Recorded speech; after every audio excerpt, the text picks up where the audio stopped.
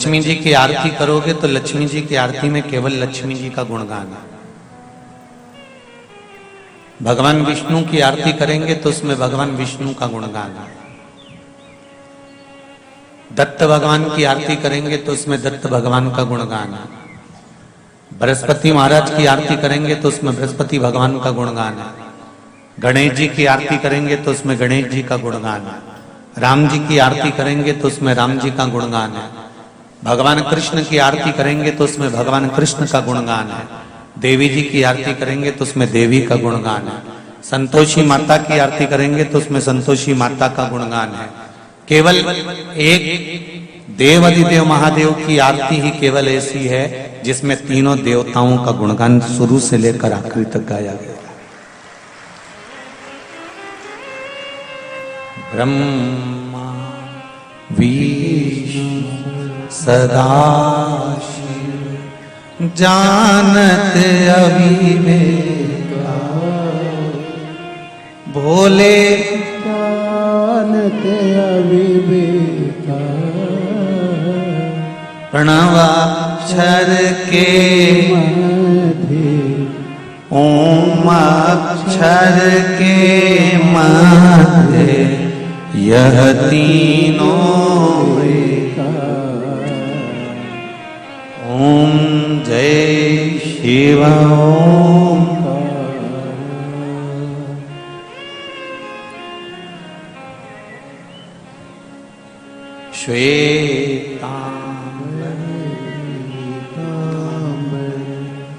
बागांबर अंगे स्वामी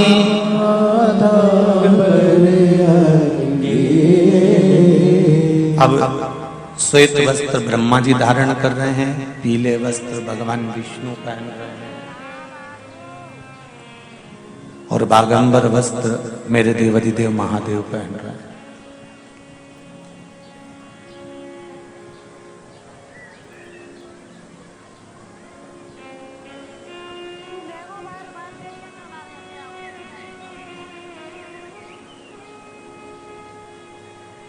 महाराज उनमें कोई भेद नहीं है। हम तो एक बात आप लोगों से कहना चाहेंगे कि आप प्रतिदिन घर में अगर आरती गाते हो और शंकर जी की आरती अगर आप गा रहे हो या शिव जी की आरती आप कर रहे हो तो एक देवता की आरती नहीं 33 कोटि देवता की आरती एक साथ हो जाती है। महाराज मात्र शिव की आराधना कर लेने पर, शंकर की आरती का गुणगान कर लेने पर, शिव का स्मरण कर लेने पर 33 कोटि देवताओं की आरती पूर्ण हो जाती है।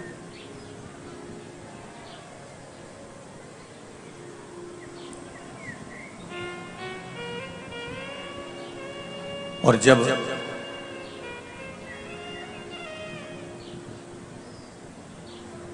तो शिव महापुराण की कथा भी तो वही एक भाव प्रकट कर रही है कि एक साधे सब सधे।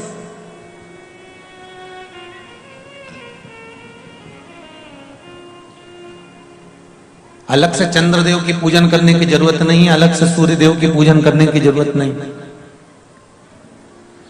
अलग से ब्रह्मा जी की पूजन करने की जरूरत नहीं, अलग से देवी की पूजन करने की जरूरत नहीं।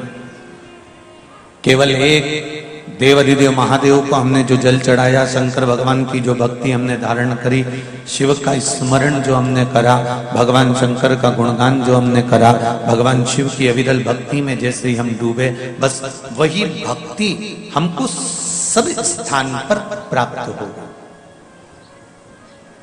वही भक्ति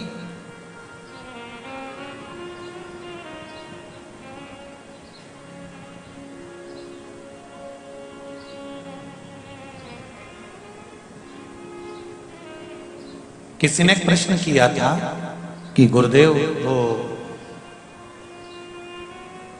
अगर शनि महाराज को पूजन करना है या बृहस्पति की पूजन करना है या गुरुवार की पूजन करना हो, बृहस्पति महाराज की या शुक्र देव की या बुध देव की करना हो, तो क्या इनके लिए अलग अलग मंत्रों का स्मरण करना पड़ेगा? हाँ, हमारे शास्त्रों में मंत्र दिए गए हैं। ब्रह्मा जी का मंत्र अलग है तो बृहस्पति का मंत्र अलग है, तो बुद्ध का मंत्र अलग है, तो शुक्र का मंत्र अलग है, पर सारे मंत्रों का अगर निचोड़ है तो आप पंचाक्षर मंत्र का यदि जाप कर लेते हैं, नमः शिवाय, या षडाक्षर मंत्र का जाप कर लेते हैं, ओम नमः शिवाय, उतने में फल की प्राप्ति हो जाएगी। एक ओम अक्षर के भीतर, मात्र एक ओम अक्षर के भीतर, मात्र एक ओमकार के भीतर सारे यज्ञ, सारे अनुष्ठान, सारे वेद, सारे पुराण, सारे शास्त्र,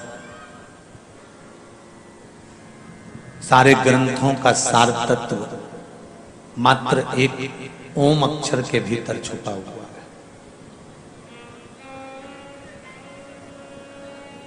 केवल एक ओम अक्षर के भीतर सारे वेद, सारे पुराण, सारे शास्त्र, सारे मंत्र, सारे देवी देवता, सारे यज्ञ, सारे अनुष्ठान, सब कुछ केवल एक ओम के भीतर छुपा हुआ।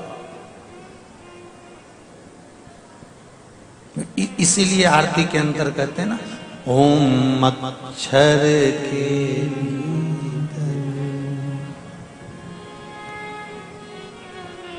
महाराज, ये सब उसके अंदर समाये। अभी नवग्रह शिव महापुराण की कथा चल रही है। जब ये नवग्रह शिव पुराण की कथा पूर्ण हो जाएगी 31 तारीख को, फिर 3 तारीख से मध्य प्रदेश के सागर जिले में, सागर में केसरवानी परिवार द्वारा शिव महापुराण की कथा प्रारंभ होगी, जो 2 बजे से 5 बजे तक आएगी। वो ओम शिव महापुराण की कथा हो, जिसमें हम ओम कब प्रकट हुआ, ओम कैसे प्रकट हुआ, ओम का उच्चारण आरती करते समय ओम का स्मरण क्यों करा जाता है, देवता की जब आरती करी जाती है तो ओम क्यों बनाया जाता है, जब किसी पवित्र नदी में स्नान करा जाता है तो जल जब अपने मस्तक पर चढ़ता है तो ओम क्यों बोला जाता है, जब किसी तीर्थ में हम प्रवेश करते हैं तो पांव रखते समय ओम का नाद क्यों करते हैं, शंकर मंदिर में जब हम जल चढ़ाते हैं तो पंचाक्षर मंत्र है नमः शिवाय, तो षडाक्षर मंत्र ओम नमः शिवाय क्यों बोला जाता है, जब भगवान कृष्ण का मंत्र बोलते हैं ओम नमो भगवते वासुदेवाय, तो भगवान कृष्ण के मंत्र में ओम का नाद क्यों किया जाता है, देवी के मंत्र में ओम का नाद क्यों किया जाता है, ब्रह्मा के मंत्र में ओम का नाद क्यों किया जाता है। ये ओम आया कहां से? सबसे पहला ओमनाद करा किसने था? सबसे पहले ओम को प्रकट किसने करा था? जब कुछ भी नहीं था तब ये ओम क्या कर रहा था? तो उस ओम को जानने के लिए हमको सागर में जो कथा होने वाली है, इस कथा के बाद में 3 तारीख से दोपहर 2 से 5 बजे तक आप सब बड़े प्रेम से उसको श्रवण कर सकते हैं। मध्य प्रदेश के सागर जिले, वहां जो आने वाले भक्त हैं उनके रुकने के लिए पंडाल में व्यवस्था रहेगी और भोजन की व्यवस्था केसरवानी परिवार द्वारा रहेगी। वहां के भक्तों को शिव आराधना में, शंकर की अविरल भक्ति में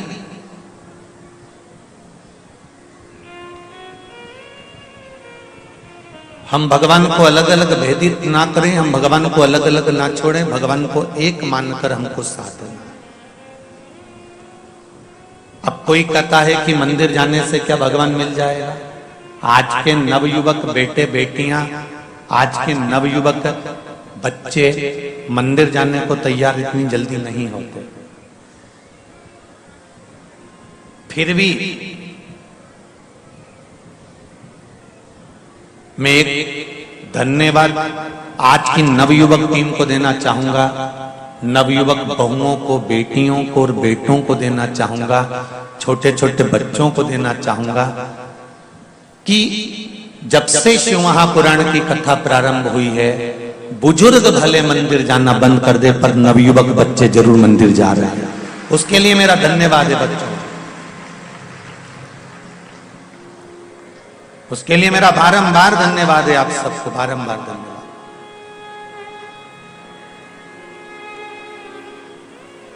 कि कम से कम ये नवयुवक बच्चे, नवयुवक बेटे बेटियां मंदिर जाना तो प्रारंभ करे, शिव की भक्ति में तो डूबना प्रारंभ करा। पर आज भी कई बच्चे ऐसे हैं जिनको कहा जाता है कि मंदिर जाओ तो वो मंदिर नहीं जाते, उनसे कहा जाए कि शिव को जल चढ़ाए आओ, नहीं जाते।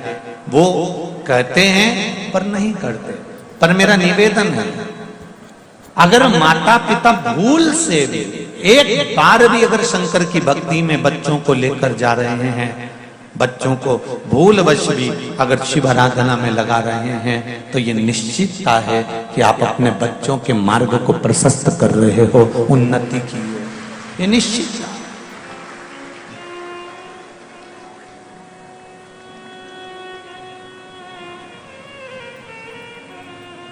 तेरी कृपा बिना न हिले एक भी अणु, लेते हैं श्वास तेरी कृपा से तनु तनु।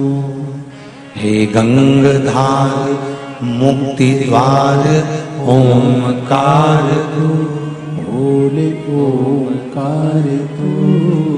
आयो शरण तिहारी शंभो तार तार।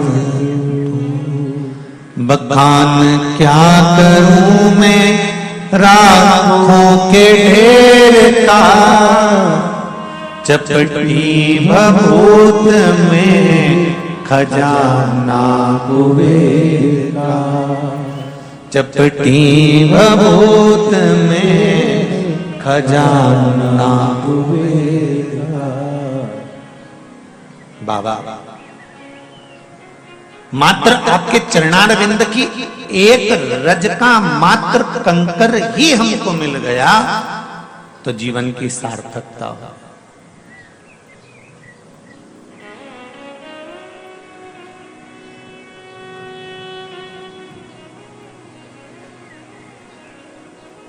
जीवन की सार्थकता।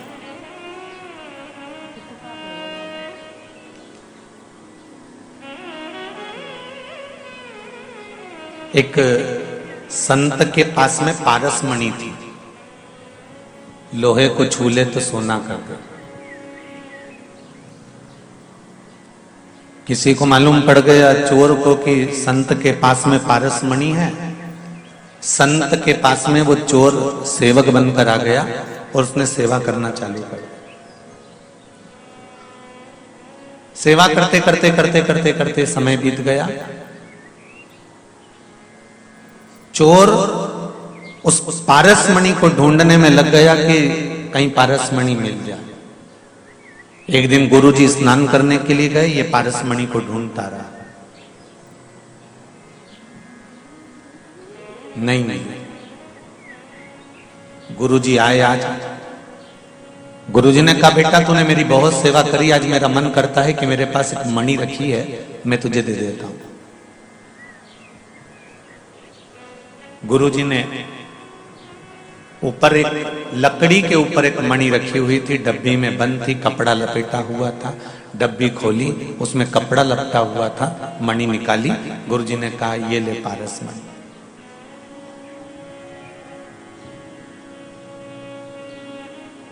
चेले ने कहा गुरुजी बेवकूफ बनाने के लिए मैं ही मिला हूं आपको, सारी दुनिया का मूर्ख मैं ही हूं। गुरुजी ने पूछा क्या हुआ ऐसा? मैंने कहा तेरे को मूर्ख बना दिया। देखो ना गुरुजी, जब ये पारसमणि है तो जिस लोहे की डिब्बी में रखी है उसको तो इसने सोना बनाया ही नहीं। अगर ये पारसमणि होती तो लोहे को सोना बना देती ना। गुरुजी ने कहा बेटा ये कपड़े में लपटी हुई है ना, इसलिए सोना नहीं बना पा रहे। तो क्या गुरुजी कपड़ा हटने के बाद सोना बन जाता है? हाँ, शिव महापुराण की कथा कहती है, गुरुजी ने कहा जैसे ये पारस मणि है, कपड़ा लपटा हुआ है इसलिए लोहे को सोना नहीं बना सकती, उसी तरह काम, लोभ, विषय, वासना, अहंकार और तृष्णा का जब तक ये कपड़ा इस आत्मा पर लपटा रहेगा तब तक ये भी शिव की नहीं हो सकती, ये भी पारसमणि कोई काम कर ही नहीं सकता। कल कथा में कहा था कि कनेक्शन तो सब दूर फैला कर रखा है पर प्लग में जुड़ा नहीं है, तो लाइट कैसे जलेगी, कैसे साउंड चलेगा, कैसे जनरेटर चलेगा, कैसे कैमरा चलेगा? कनेक्शन प्लग में जोड़ना पड़ेगा, स्विच में जोड़ना पड़ेगा, तब जाकर ये लाइट जलेगी। उसी तरह डोरी तो फैली है, तुम भी भगवान का भजन कर रहे हो, स्मरण कर रहे हो, कीर्तन कर रहे हो, मंत्र जाप कर रहे हो, नाम जाप कर रहे हो, सब कुछ कर रहे हो, पर वो जुड़े तो उसमें।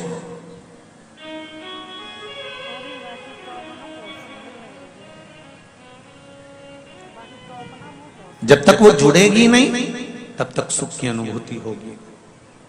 पारस मणि अपना काम जब करती है जब उस पे कपड़ा नहीं होता, और ये आत्मा परमात्मा तक तब जाती है जब इसके भीतर अहंकार का कपड़ा नहीं होता, अहंकार का कपड़ा हटेगा, ये परमात्मा तक पहुंच जाए।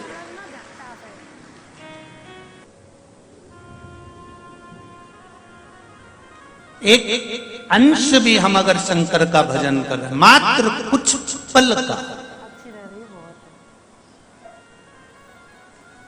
इसमें आपने एक लाइन लिखी है दीदी कि मैं उस नवयुवक व्यक्ति को धन्यवाद देना चाहती हूं जिसने अचानक आकर मुझसे कहा कि रुद्राक्ष का जल पिला दो। वो व्यक्ति कोई दूसरा नहीं आया होगा, अटैक आने के बाद लोग डॉक्टर का पता बताते हैं और तुझे रुद्राक्ष लेने के लिए कुबेरेश्वर भेज दिया। अगर किसी को हार्ट अटैक आता है तो लोग कहते हैं हॉस्पिटल ले जाओ, इतना तो सब समझदार होते हैं, जरा जरा सा बच्चा भी कहता जल्दी करो हॉस्पिटल ले जाओ। पर वो नवयुवक व्यक्ति अगर तुमसे कह रहा है कि कुबेरेश्वर ले जाओ, तो वो नवयुवक व्यक्ति कोई दूसरा नहीं था, तेरे रुदन पर और तेरे मंत्र पर, श्री शिवाय नमस्तुभ्यम पर मेरा देवाधिदेव महादेव तेरे पास में खड़ा हुआ, कोई दूसरा नहीं हो सकता।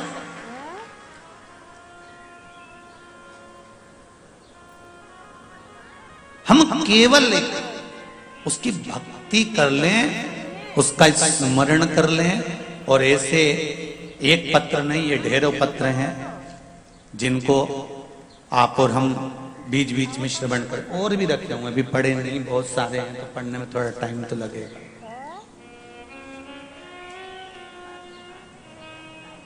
और ये किसी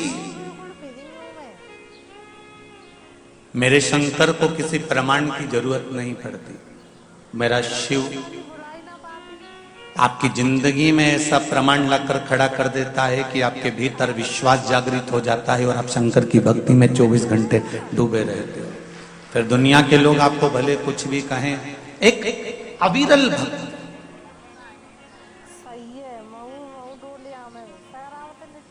और वो सहजता से नहीं मिलती है। पारस मणि के ऊपर कपड़ा पड़ा रहेगा तो पारस मणि लोहे को सोना नहीं बना सकती। आपके भीतर यदि अहंकार का कपड़ा पड़ा रहेगा, लोभ का, काम का, आसक्ति का, तृष्णा का, वासना का कपड़ा चढ़ा रहेगा, तो आप कितने भी शंकर के मंदिर चले जाओ और कितने भी तीर्थ चले जाओ, मेरे परमात्मा की कृपा नहीं मिल सकती। विश्वास सब पर करो, मना नहीं है। कल कथा में कहा था जिस पर कर सकते हो उस पर विश्वास करो, पर भरोसे एक देव अधिदेव महादेव के ही रहना कि उसके सिवा कोई तार भी नहीं सकता। जब मेरे राम जी महाराज सीता जी को ढूंढने के लिए निकले और पता पड़ा कि लंका पर चढ़ाई करना है, तो मेरे राघव जी ने कोई दूसरा कर्म नहीं करा। सबसे पहले लंका पर चढ़ाई करने से पहले, सेतु बांधने से पहले रामेश्वर धाम की स्थापना करी। सबसे पहले उन्होंने भगवान शंकर की आराधना करी, क्योंकि मेरे राघव जी को मालूम था कि जिस लंकाधिपति रावण के पास जा रहा हूं, जिस लंकेश को मैं जीतने के लिए जा रहा हूं, ये लंकेश कोई साधारण नहीं है, शंकर का भक्त है। और शंकर के भक्त को अगर हराना है तो शंकर की करुणा होगी, तब जाकर किसी शंकर के भक्त पर उंगली उठा पाऊंगा। इसलिए स्वयं पहले शिव की आराधना करते हैं। भगवान कृष्ण की 16,108 रानियां थी और 16,108 रानियों से जब भगवान कृष्ण के यहां संतान नहीं हुई, तब उन्होंने गर्गाचार्य बाबा को बुलाया और गर्गाचार्य बाबा से कहा कि मेरी 16,108 रानी और मेरे यहां संतान नहीं, आप कृपा करिए। रुक्मणी, सतभामा, जामवंती, कालंदी, मित्रवृंदा, लक्ष्मणा, इतनी इतनी मेरी पत्नियां और संतान नहीं है। भगवान गर्गाचार्य जी ने कहा शिवलिंग का निर्माण करो, पार्थिव शिवलिंग का निर्माण कर कर उसकी पूजन करो। एक एक रानी के साथ में 11-11 दिन तक भगवान कृष्ण ने शंकर भगवान का शिवलिंग का पूजन करा। शंकर भगवान प्रसन्न हो गए, वर दिया, खड़े हो गए और कहा कृष्ण ठाकुर आप मेरा अभिषेक क्यों कर रहे हो, क्यों पार्थिव शिवलिंग का निर्माण कर रहे हो? भगवान कृष्ण ने कहा मेरी एक एक रानी जिनके घर में संतान नहीं है, 16,108 रानियां जिनके घर में औलाद नहीं, भगवान शंकर ने कहा चिंता मत करो, 11 दिन तक तुमने एक रानी के साथ बैठकर मेरी आराधना करी है, एक रानी से 11-11 संतान उत्पन्न होगी, 1,77,186 भगवान कृष्ण के बच्चे हुए शिव जी की कृपा से।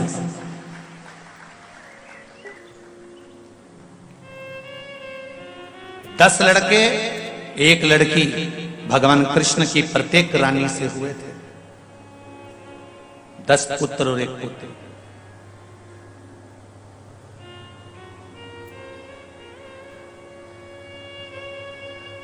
शिव आराधना के बिना कहां जा सकते हो साहब?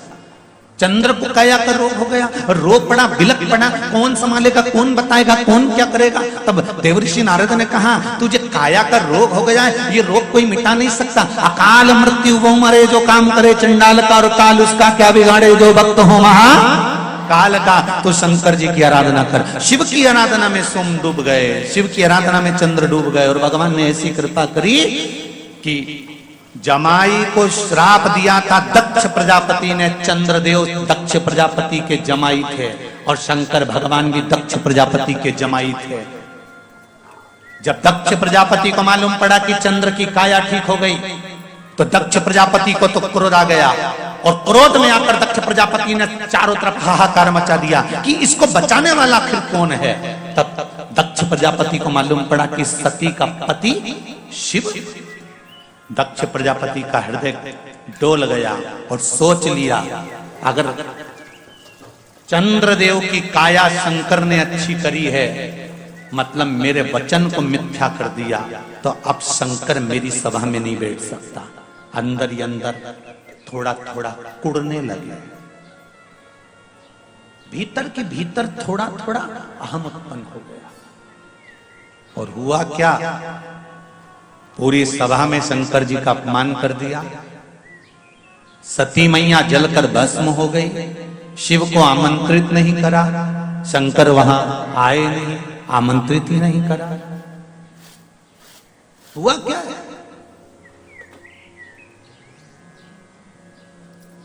मेरे शिव ने ये नहीं देखा कि ये मेरा साडू भाई है कि कौन है। बस शंकर तो ये देखते हैं कि उसने भजन करा है, शिव ने ये देखा है कि उसने साधना करी है, शंकर भगवान ने ये देखा कि उसने आराधना करी है, शिव ने ये देखा कि उसने स्मरण करा है। भगवान शंकर ये नहीं देखते उसके लाखों दीवाने बड़े से बड़े उसके चरणों में कंकड़ माटी से पड़े। उसके लिए कोई करोड़पति है तो वो भी बराबर है, कोई रोडपति है तो वो भी बराबर है, उसके लिए कोई धनवान है तो वो भी बराबर है, और कोई साधारण है वो भी बराबर है। उसके लिए कोई बड़ा नहीं, कोई छोटा नहीं। वो तो कहता है कि जिसने मुझे दिल से भज लिया। और देखो शंकर भगवान को देवता भी भजते हैं तो असुर भी भजते हैं। रावण ने भी भजा, कंस ने भी भजा, कौन नहीं भजता?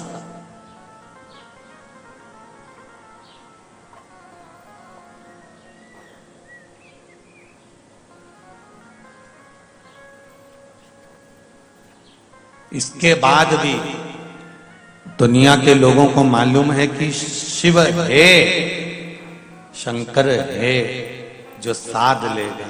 इसके बाद भी दुनिया के लोग यहाँ वहां भटके कि हम वहां चले जाएंगे तो कुछ चमत्कार हो जाएगा या कोई घुमा के कुछ दे देगा।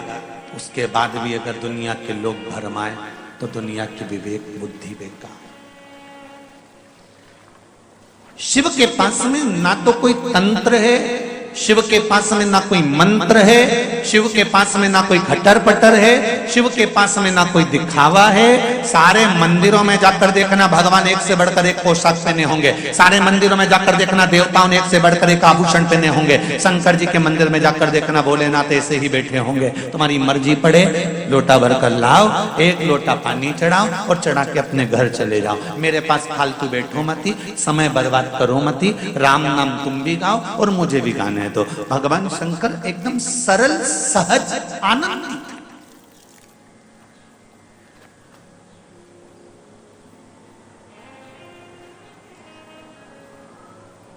उसकी भक्ति की अविरलता आपके जीवन को सुख देती है।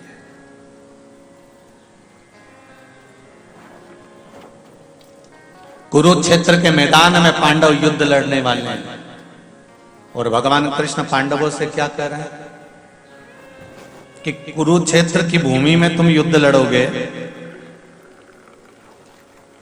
कुरुक्षेत्र की भूमि में तुम युद्ध कर रहे हो, ये कोई साधारण भूमि है?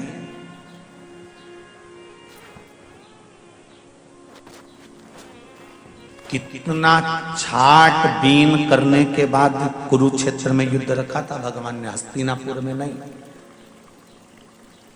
कथा, सत्संग, भजन, कीर्तन, स्मरण, पूजन, पाठ, ये जो भी होता है ना, कुछ जगह की, इस स्थान की मूलता से होता है। ये कथा बाहेती परिवार किसी दूसरे गार्डन में भी करा सकता था, दूसरे लॉन में भी करा सकता था, पर ये सूर्या इस भवन में अगर कथा हो रही है तो इसमें बाहेती परिवार का तो भगवान की कृपा से भाव है, पर साथ में हो सकता है कि इस भवन में, इस भूमि पर भी कभी जिंदगी में भगवान शंकर की कृपा हुई होगी, इसलिए शिव कृपा बिना नहीं हो सकता, शंकर की करुणा बिना नहीं हो सकता।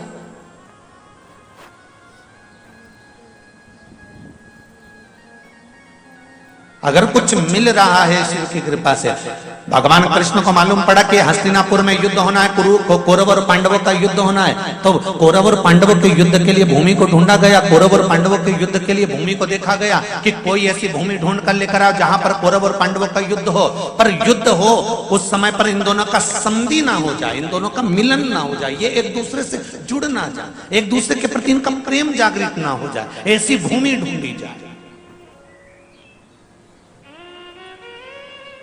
आप अगर कोई फंक्शन करते हो ना तो अपने घर की पास की जगह देखते हो, बोलो सही है कि गलत? शादी करोगे तो घर के पास की जगह देखोगे, कथा करवाओगे तो घर के पास की जगह देखोगे, किटी पार्टी करोगे तो घर के पास की जगह देखोगे, जन्मदिन की पार्टी करोगे, शादी की सालगिरह मनाओगे तो घर के पास की पार्टी देखोगे। आप अपने घर के पास की जगह देखते हो कि हमको सहूलियत हो जाए। तो कौरवों और पांडवों का युद्ध होना था तो हस्तिनापुर में होना था, फिर कुरुक्षेत्र में जाकर क्यों करा? और कौरव और पांडवों का युद्ध अगर भगवान कृष्ण को कराना था तो द्वारका में करा लेते, फिर कुरुक्षेत्र क्यों गए? क्योंकि भगवान कृष्ण ने अपने दूतों को बुलाकर कहा था पूरी पृथ्वी पर घूम कर आओ और ऐसी भूमि ढूंढ कर लेकर आओ जहां पर भाई भाई की हत्या कर दे, उसको गले नहीं लगा।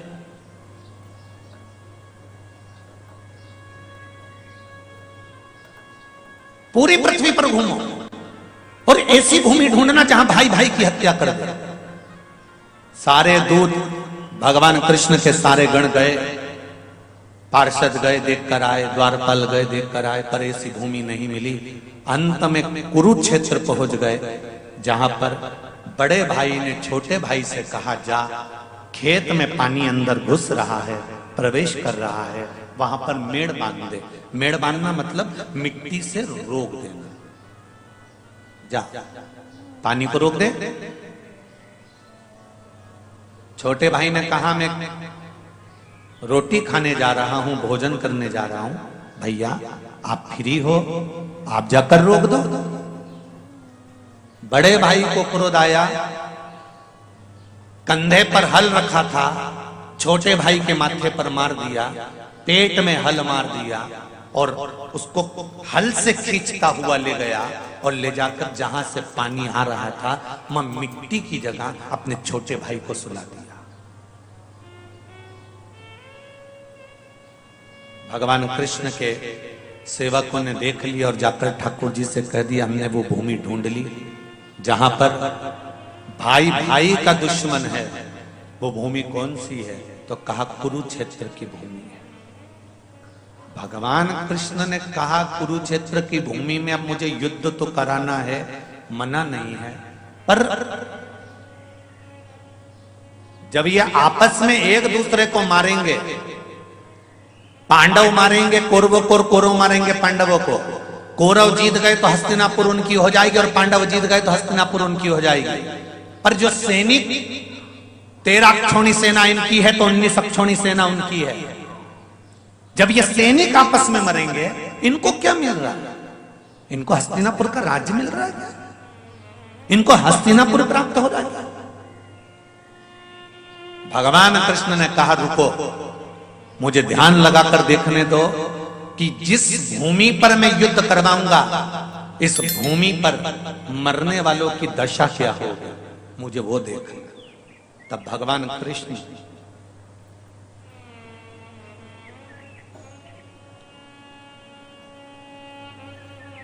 एक स्थान पर पार्थिव शिवलिंग का निर्माण कर लिए कुरुक्षेत्र की, जिस भूमि का नाम है स्थानेश्वर महादेव। कुरुक्षेत्र कौन कौन गया है? जो गए हो कुरुक्षेत्र गए हैं? तो स्थानेश्वर महादेव कुरुक्षेत्र में ब्रह्म सरोवर से 3 किलोमीटर की दूरी पर है स्थानेश्वर महादेव, कुरुक्षेत्र की भूमि, जहां पर जिसका वर्णन वायु पुराण में, वामन पुराण में, नर्मदा पुराण में, स्कंद पुराण में, स्थाणु तीर्थ का वर्णन। कौन से तीर्थ का? स्थाणु तीर्थ, जहां भगवान कृष्ण ने पार्थिव शिवलिंग का निर्माण करा और उसकी पूजन करी और पूजन कर कर ध्यान में मग्न हो गए। शंकर भगवान वहां प्रकट हो गए, प्रकट हुए और पूछा क्या बात है कृष्ण, क्या हुआ? भगवान कृष्ण कहते हैं प्रभु बस ये चाहता हूं कि जिनके प्राण यहां छूटेंगे उनको वैकुंठ मिलेगा कि नहीं मिलेगा। शंकर भगवान ने कहा चिंता मत करो कृष्ण, ये कुरुक्षेत्र की भूमि राजा कुरु की है। राजा कुरु ने जब तप करा था मेरा, तब मुझसे वर मांगा था कि जिस भूमि पर मेरा राज्य हो उस भूमि पर अगर कोई भूल से भी प्राण त्यागे तो उसको वैकुंठ मिले, ऐसा वर दे दीजिए। और मैंने उसको वर दिया। केवल पूरी दुनिया में केवल एक कुरुक्षेत्र की भूमि ऐसी है कि प्राण छूटते से ही भगवान विष्णु के पार्षद उसको लेने के लिए आ जाते हैं। कुरुक्षेत्र की क्यों?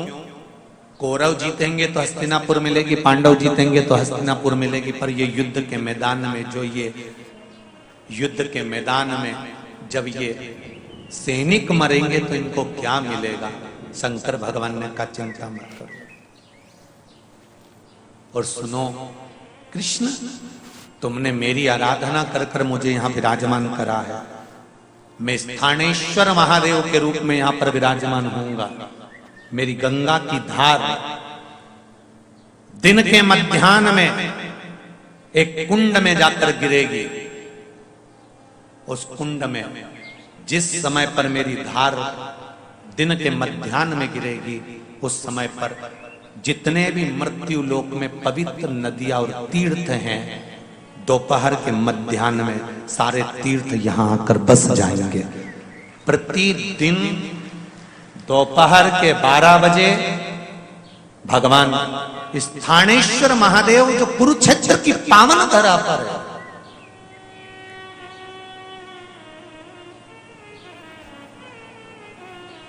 सामने जहां कुंड बना हुआ है, वहां स्थानेश्वर महादेव के सम्मुख में दोपहर के मध्याह्न में 12 बजे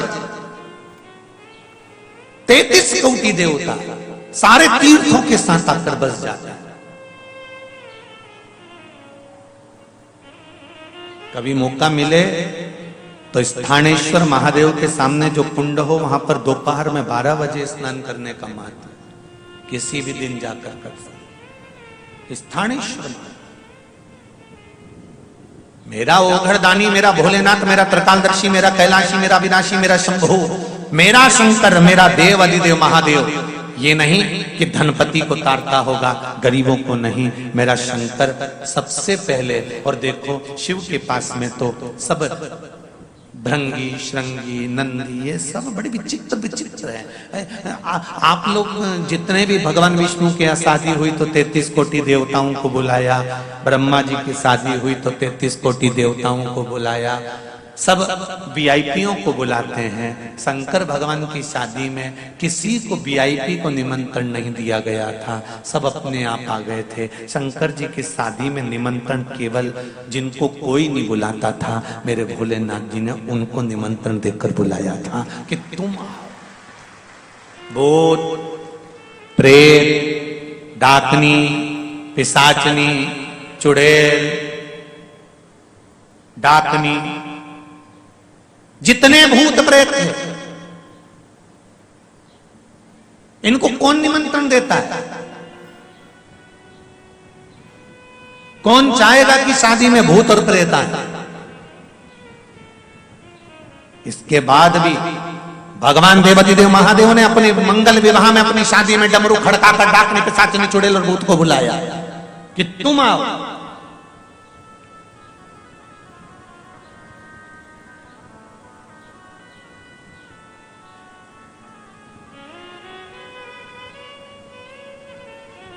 जब भोजन बच जाता है शादी का, तब गरीबों में बांटा जाता है।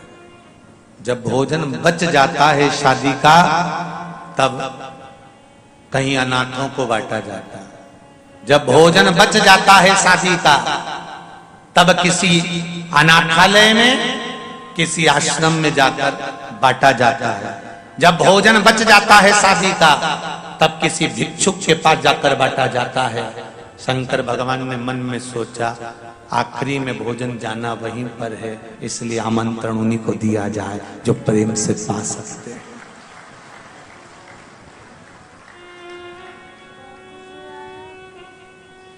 ₹5 करोड़ की भी शादी कर लेना,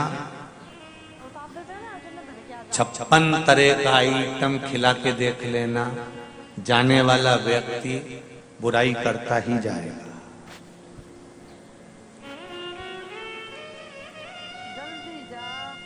नहीं करोगे तो भी बुराई करेगा, और करोगे बोलो तो भी बुराई करेगा। बहुत पैसे वाला व्यक्ति, बहुत करोड़पति व्यक्ति अपने लड़के की शादी में अगर 1 रुपया खर्च ना करे, अपनी बेटी की शादी में ठंडी खर्च ना करे, तो दुनिया के लोग कह देंगे अरे कितना है, कहीं छाती पे बांध के मरेगा, किसी को नहीं खिलाया। और अगर करोड़पति व्यक्ति अपने बेटे की शादी में, बेटी की शादी में खूब खर्चा करे, तो भी लोग कह देंगे खूब आराम का आ रहा है, खूब आ रहा है, अब तो लुटाएगा इसे, एक ही तो औलाद है, नहीं लुटाएगा तो क्या करेगा। जो बादाम का हलवा खाकर जा रहे हैं, काजू कतली खाके जा रहे हैं, खूब प्रेम से आओ जी करके खाके जा रहे हैं, वो भी जाने के बाद तुम्हारी तारीफ नहीं करने वाले। पर किसी भूखे को एक बार बिठाकर प्रेम से, दिल से एक निवाला खिलाकर देखना, जिंदगी भर याद रखेगा, जिंदगी भर नहीं भूलेगा वो।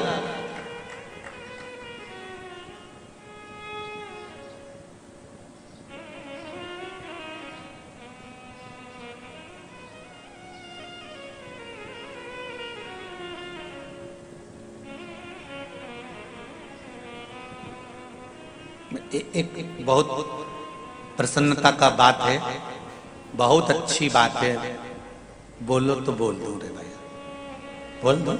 बहुत दिल को अच्छी लगी है इसलिए कहना चाहता हूं। हैदराबाद में हम पहले जब आए थे